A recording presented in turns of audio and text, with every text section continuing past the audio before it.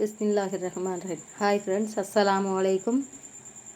கல்யாண வீடுகளில் கிடைக்கிற அதே மாதிரி உதிரியான சுவையான பாசிப்பருப்பு உக்கரை, ஆனால் அதை செய்ய உங்களுக்கு ரொம்ப நேரம் ஆகும்னு கவலைப்படுறீங்களா? வெறும் 10 நிமிஷம் இருந்தால் போதும். திடீர்னு விருந்தினர் வந்தாலோ இல்லை ஸ்வீட்டாக சாப்பிடணும்னு தோணுனாலும் யோசிக்காமல் இதை செய்யலாம். அது எப்படி செய்கிறதுங்கிறத தெளிவாக பார்க்கலாம். வாங்க இப்போ வீடியோக்குள்ளே போகலாம். Welcome to ions garden to kitchen vlog. வாங்க அயான்ஸ் கார்டன் டு கிச்சனுக்கு போகலாம். நான் 200 கிராம் பாசிப்பருப்பு எடுத்திருக்கேன். இந்த கப்பில் ஒரு கப்பு தாங்க எடுத்திருக்கேன். ஒரு கப்பு 200 கிராம் பாசிப்பருப்பு. அதை வானலில் போட்டு நல்லா நம்ம வறுத்து எடுத்துக்கணும். நல்லா செவக்க வறுக்கணுங்க. இது வறுக்கிறதுக்கு பத்தாமல் போனால் பாசிப்பருப்பு பருப்பு சரியாக டேஸ்ட்டு கொடுக்காது இந்த உக்கரை. அதனால் நல்லா செவக்க வறுத்து எடுத்துருவோம். வறுத்து எடுத்துட்டு நம்ம எந்த பவுலில் கிண்ணத்தில் அளந்தோமோ அதே பவுலில் நம்ம எல்லா மற்ற ஜாமான்கள்லாம் எடுக்கணும். ஏன்னா நான் 200 கிராம் இப்போ பாசிப்பருப்பு எடுத்திருக்கேன். அதை நல்லா ஆற வச்சுட்டு கழுவிட்டு குக்கரில் வச்சுருக்கேங்க. இப்போ இந்த பாசிப்பருப்பு ஒரு பவுலுக்கு பாசிப்பருப்பு எடுத்தோம்னா அதே பவுலில் 3 பவுல் தண்ணி வைக்கணும். ஏன்னா 3 பவுல் தண்ணி வச்சோம்னா அது கரெக்டாக இருக்கும். நம்ம அந்த பாசிப்பருப்பு வெந்து வரையில் 3 பவுலுக்கு தண்ணி கரெக்டாக இருக்கும். இப்போ அதை விசில் வச்சு ஒரு 4 விசிலுக்கு வேக வச்சுருவோம். நல்லா வெந்து வாவியெல்லாம் அடங்கட்டும். அதுக்கப்புறம் இப்போ நம்ம அடுத்தது நான் என்ன செய்யணுங்கிறத பார்ப்போம். இப்போ நான் குக்கரை அடுப்பில் மாற்றிட்டு இப்போ 200 கிராம் நம்ம பாசிப்பருப்பு எடுத்தோம்ல, அந்த பாசிப்பருப்புக்கு 600 கிராம் வெல்லம் எடுக்கணும். நான் 600 கிராம் எடுக்கல, கொஞ்சம் இனிப்பு கம்மியாக 500 கிராம் தான் எடுத்துருக்கிறேன். அதாவது அரை கிலோ. அதில் அரை கப்பு தண்ணி விட்டு அந்த வெல்லம்லாம் கரையணும். இதுக்கு பாவு பதம்லாம் தேவையில்லைங்க. நல்லா கரைஞ்சி வந்தாலே போதும். இது இப்போ நல்லா கரையட்டும். நம்ம கரைஞ்சிட்டு இருக்கையில் நம்ம அடுத்த உண்டான வேலைகளையெல்லாம் பார்த்துக்குருவோம். இப்போ பாருங்கள், அந்த பவுலில் ஒரு கப்பு பாசிப்பருப்பு எடுத்துலாம். அந்த கப்புலே அரை கப்பு ரவை எடுத்திருக்கேன். அதாவது 100 கிராம் 200 கிராம் கிராம் கணக்கில் சொல்லணும்னா 200 கிராம் பாசிப்பருப்பு, 100 கிராம் ரவை.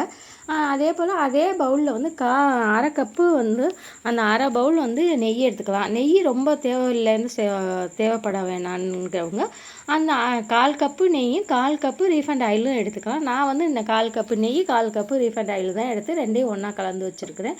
இப்போ பாருங்கள், நல்லா வெல்லமும் நல்லா கரைஞ்சி வந்துட்டுருக்குது.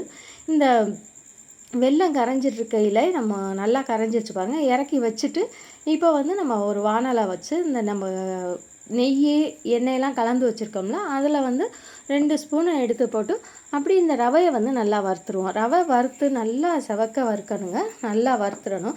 நம்ம குழந்தைங்களுக்கு கடையில் ஸ்கூல் விட்டு வந்ததுக்கப்புறம் ஸ்நாக்ஸு அது இதுன்னு கடையில் போய் நம்ம வாங்கி கொடுக்குறத விட இந்த மாதிரி ஆரோக்கியமான ஸ்நாக்ஸுகளை வீட்டில் நம்ம செஞ்சு கொடுத்தோம்னா குழந்தைங்களுக்கும் நல்லா விரும்பி சாப்பிடுவாங்க. அவங்களுக்கும் உடம்புக்கும் ஆரோக்கியமாக இருக்கும். இப்போ பாருங்கள், பருப்பு நல்லா வெந்து ஆவியெல்லாம் அடங்கிருச்சு பாருங்கள். 3 கப்பு தண்ணி வச்சது கரெக்டாக இருக்குது பாருங்களேன். இந்த அளவுக்கு நம்ம எப்போவுமே அளவு கரெக்டாக வச்சோம்னாக்கா நம்ம கரெக்டாக இருக்கும். இப்போ ஒரு கரண்டியை வச்சு நல்லா அப்படி மசிச்சு விட்ருவோம். இந்த பருப்பு ரொம்ப மசியணுங்கிற அவசியம்லாம் இல்லை. ஏதோ நல்லா கொஞ்சம் 3/4 பங்கு மசிச்சு விட்டால் போதும். இந்த பாருங்கள், நான் சும்மா கரண்டியால் தான் மசிச்சு விட்றேன். இதுவே நல்லா பாசிப்பருப்பு நல்லா 4 விசில் வச்சோம்ல, நல்லா வெந்து குழஞ்சிருக்குது. இப்போ வதண்டாச்சு. நல்லா மசிச்சு விட்டு நம்ம வறுத்து வச்சுருக்க ரவையிலையும் இந்த பாசிப்பருப்பை எடுத்து கலந்துக்கலாம். அப்படியே கலந்துட்டு இந்த ரவை என்ன பண்ண டக்குன்னு கட்டி பிடிக்கும். அந்த கட்டி பிடிக்க விடாமல் நல்லா இந்த பாசிப்பருப்பும் ரவையும் ஒன்றா மிக்ஸ் ஆகிற அளவுக்கு நல்லா கிண்டி கொடுத்துடணும். கிண்டி கொடுத்துட்டு இந்த ரவை வேகிற அளவுக்கு ஒரு சும்மா அரை டம்ளர் கொஞ்சமாக தண்ணி ஊற்றி அந்த ரவை வேகணும்ல, அதுக்காக ஊற்றிக்கிடுவோம். ஊற்றிட்டு நல்லா மிக்ஸ் பண்ணி விட்டுறணும். நல்லா மிக்ஸ் பண்ணிட்டுருங்க. இங்கே பாருங்கள், நல்லா மிக்ஸ் பண்ணிடுவோம். நம்ம குழந்தைங்க எப்போவுமே எதையாவது வித்தியாசமாக சாப்பிடணும்னு நினைக்கிற நம்ம குழந்தைங்களுக்கு இந்த மாதிரி ஆரோக்கியமாக செஞ்சு கொடுக்கலாம். இப்போ நம்ம கலந்து வச்சுருக்க நெய்யை கொஞ்சமாக எடுத்து அதை போட்டு கிண்டிடலாம். இது அடிக்கடி நம்ம ஆனால் இது நல்லா அடிக்கனமான கடாயில், இப்போ நான் நான்ஸ்டிக் கடாயில் கிண்டிகிட்ருக்கேன். அடிக்கனமான பாத்திரத்தில் நம்ம கிண்டினோம்னா அடி பிடிக்காமல் இருக்கும். இது அந்த ரவையும் பாசிப்பருப்பும் நம்ம கிண்டும்போது வேறு ஏதாவது ஒரு பாத்திரத்துகளில் கிண்டினோம்னா டக்குன்னு அடி பிடிச்சிரும். அதுக்காக நல்லா அடி கனமாக நல்லா கனமாக வெயிட்டாக இருக்கிற கடாய்களோ அதில் பாத்திரங்களோ ஏதாவது ஒன்று கிண்டி எடுத்துக்கணும். நான் நான்ஸ்டிக் எடுத்துருக்கிறதுனால அடியெல்லாம் பிடிக்கலை. இப்போ கரைச்சி வச்சுருக்கோம்ல நம்ம வெள்ளைப்பாகு, அதையும் வந்து நல்லா ஊற்றிடுவோம். ஊற்றிட்டு அந்த கட்டிகள் இல்லாமல் நல்லா வந்து நம்ம சேர்த்து அப்படியே கிண்டிடணுங்க. ஏன்னா இது வந்து ரொம்ப பார்க்குறதுக்கு இப்போ கட்டி கட்டியாக இருக்குது. நம்ம நல்லா கிண்டி கொடுத்துக்கிட்டே இருந்தோம்னாக்கா அந்த கட்டிகள்லாம் இல்லாமல் வந்துடும். இங்கே பாருங்கள், நல்லா கட்டிகள்லாம் இல்லாமல் வந்திருக்குது. ஃபஸ்ட்டு நம்ம ஊற்றின நெய்களும் அப்படி நல்லா எடுத்துருச்சு. இப்போ எக்ஸ்ட்ரா இப்போ வச்சுருக்க நெய்யும் கொஞ்சமாக ஊற்றிக்குவோம். இந்த நெய் எக்ஸ்ட்ரா உள்ள நெய்யையும் நல்லா கொஞ்சம் ஊற்றிட்டு கொஞ்சம் நெய் வச்சுக்கலாம். ஏன்னா அது வந்து முந்திரி திராட்சை இதெல்லாம் வந்து நம்ம வறுக்கணும். அதுக்காக கொஞ்சம் எக்ஸ்ட்ரா நெய் அந்த மிச்ச நெய்யை வச்சுருக்குறோம். இப்போ பாருங்கள், நல்லா கிண்டி கொடுப்போம். நான்ஸ்டிக் கடாய்ங்கிறதுனால நம்மளுக்கு அடி பிடிக்கலைங்க, நல்லா ஒட்டாமையும் வருது. இதே நீங்கள் வந்து வேறு கடாயோ அலுமினிய கடாய் இல்லாட்டி ஒரு நல்லா அடிகனமான குக்கர்லையோ அதுலேயோ பண்ணலாம். இப்போ எந்த இது இருந்தாலும் பாத்திரம் வந்து நல்லா கனமாக இருக்குன்னு நம்ம அடிக்கனமான பாத்திரத்தில் செஞ்சோம்னா அடி பிடிக்காமல் வரும். இப்போ பாருங்கள், நல்லா வந்து வெந்து நல்லா சுருண்டு வந்துருச்சு. இந்த மாதிரி சுருண்டு வந்துருச்சுனாக்கா ரெடி ஆயிடுச்சுன்னு அர்த்தம். பாத்திரத்தில் ஒட்டாமல் வந்துருச்சு. இப்போ வந்து நம்ம பாருங்கள், அனல் பாருங்கள் எந்த அளவுக்கு நான் இதே அளவில் தான் வச்சு இந்த இதை ரெடி பண்ணேன்.